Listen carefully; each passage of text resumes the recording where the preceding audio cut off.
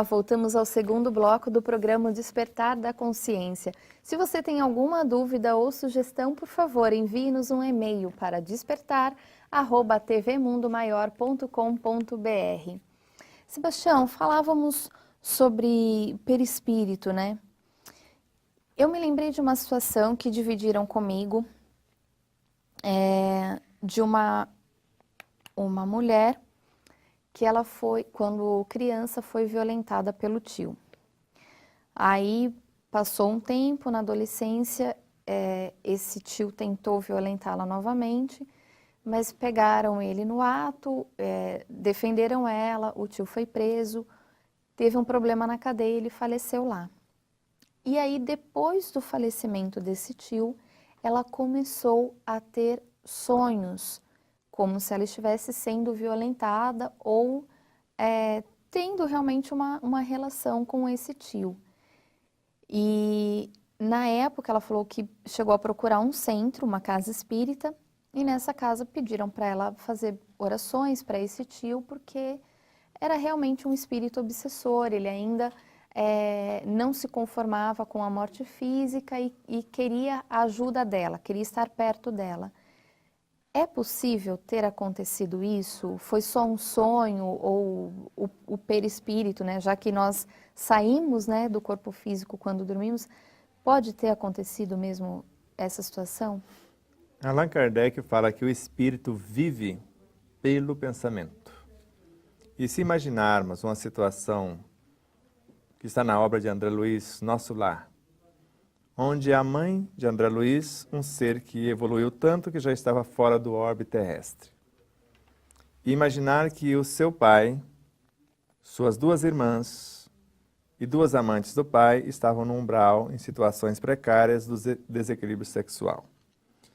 Agora imagine você que a mãe de André Luiz voltou ao planeta, porque ela já reencarnou, e está recebendo esse jovem de novo como esposo, para tentar resgatá-lo, vai receber as duas amantes como filhas e vai receber as duas filhas ainda com desequilíbrio para auxiliá-las.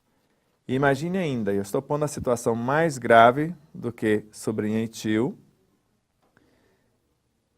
o pai com certeza vai desejar sexualmente essas filhas assim como elas podem desejá-los, principalmente as duas que eram as suas amantes. Então imagine essa situação.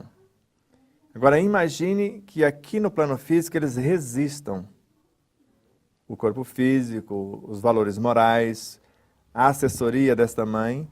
Agora imagine eles fora do corpo. Porque isso é um fato. A psicologia dá outros nomes, mas aquilo que você não consegue no plano físico, às vezes o relacionar-se com alguém, no plano espiritual você não tem aqueles compromissos que você assumiu como ser aqui na forma humana, físico. Lá você tem uma certa liberdade e o relacionamento ocorre não só de fato, como as marcas desse orgasmo ficam no corpo físico, tanto no ser masculino quanto no feminino.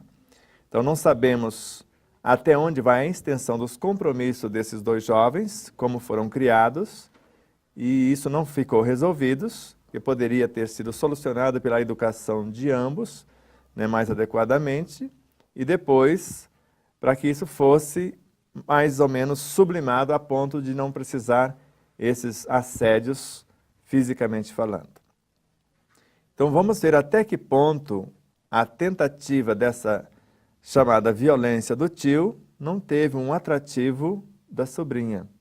E quem é que garante que a sobrinha de hoje, no papel de vítima, não foi a algoz de ontem? Porque só atraímos essas situações para o nosso cenário se temos as matrizes. Jamais alguém encarnado vai atrair os chamados obsessores se não temos os atrativos. Então, quando desencarna, por não conseguir o seu intento fisicamente, então na tentativa de colocar velhos conteúdos e ou passá-los a limpo, ele a procura fora do corpo.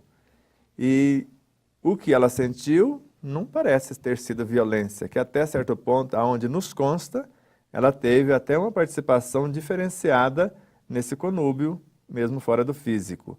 Então, por conta dos padrões e comportamentos humanos, às vezes aqui não foi possível, embora nós conhecemos muitos relacionamentos de tio-sobrinha.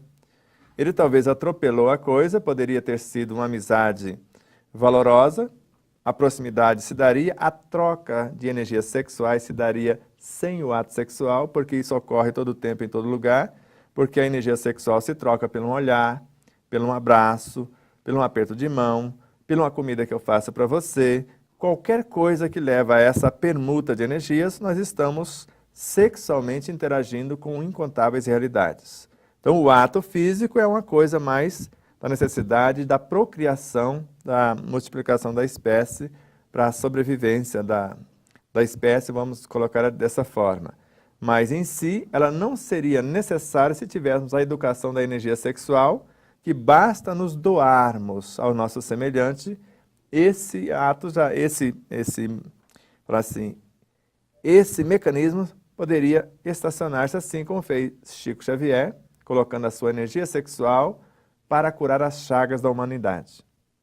Ou, através das psicografias, das mensagens, ou de qualquer forma que ele fez chegar até o seu semelhante.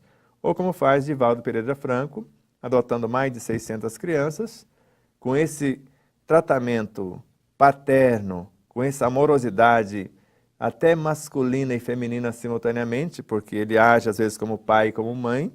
Então ele trabalhando esse energismo sem precisar do ato físico e auxiliando incontáveis realidades como seus filhos. Chico Xavier numa extensão maior, porque já abrangia um número maior de pessoas, mas ambos são seres que trabalharam com equilíbrio essa energia. Embora o próprio Divaldo confessa que até certo tempo, até certa altura, ele quase ficou atormentado pelo desequilíbrio dessa energia. Assim também ocorreu com Chico, pelo menos no momento que falaram para ele que todo mundo tinha uma parceira, porque ele não poderia ter. E ele começou a alimentar a ideia e o seu corpo foi densificando e desejando a tal parceira.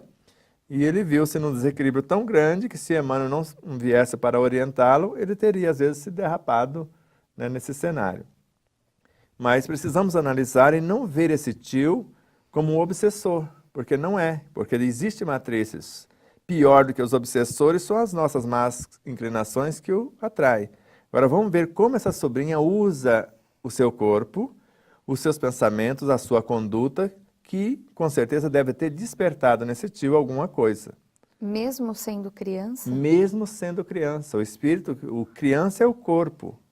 Nós sabemos de criança que você vai trocá-la, se percebe isso mais nitidamente no menino, que dependendo de como você vai limpar os seus órgãos genitais, eles ficam excitados. E, tecnicamente, ali está um corpício que não teria aquelas necessidades. Não tem a malícia, né? Não teria aquela malícia, mas há um instinto do ser do corpo, há umas certas sensações mais ampliadas no universo perispiritual, que também é um ser, que necessitam esses dois universos dessas trocas mais densas, e ali já estaria. Nós não sabemos essas ligações, mas o que precisamos fazer por esse tio é amá-lo, apesar do ocorrido, e entender que essas ligações de outrora pode ter atraído essa situação. E se ela trabalhar isso com equilíbrio e não ficar se martirizando nem pela morte dele no presídio, nem, né, por essas situações, né, que deixaram desconforto, desacertos e até traumas no seu psiquismo, mas se soubermos trabalhar isso, vamos nos recompor perante a nossa consciência, auxiliá-lo mediante o nosso equilíbrio sexual, que vai equilibrar o dele, usando devidamente a nossa energia sexual. Ele será auxiliado também, por sua vez, e assim como os incontáveis outros que devem estar na mesma frequência e às vezes no mesmo ambiente e lugar. Sebastião, será que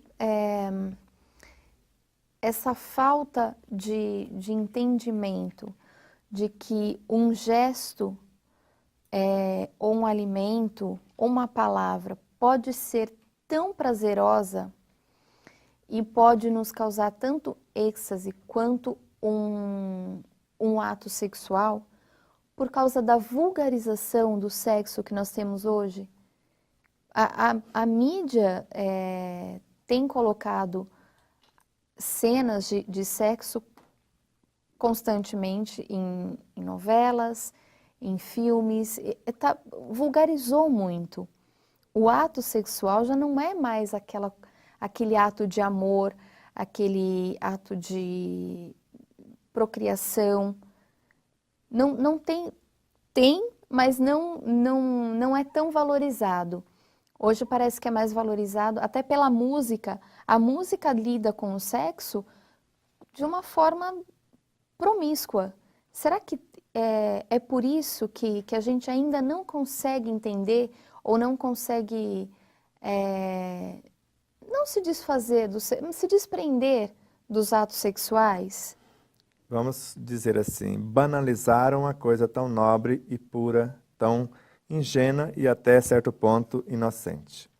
Mas vamos dizer o seguinte a partir de algumas cenas que vimos numa determinada novela, onde a mãe incentiva a filha a começar a sua sexualidade como se fosse obrigatório, a partir de uma certa idade, eu ir para esse mundo, até certo ponto, da prostituição.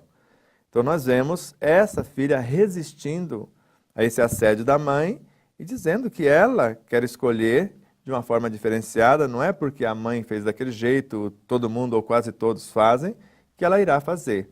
Mas eu creio que no próximo bloco nós podemos expandir mais esse mecanismo e vermos que na ajuda ao semelhante nós já chegaríamos a esse êxtase, sem precisar do ato sexual em si. Então o amor ao semelhante é o que nos permite trabalhar de forma sublime a energia sexual, sem banalizar, sem promiscuidade, sem precisar derrapar nesses porões, né, do inconsciente e desses mecanismos que nos aprisionam e às vezes nos leva a patamares bem deprimentes. Nós vamos para um rápido intervalo e voltamos daqui a pouco, não sai daí.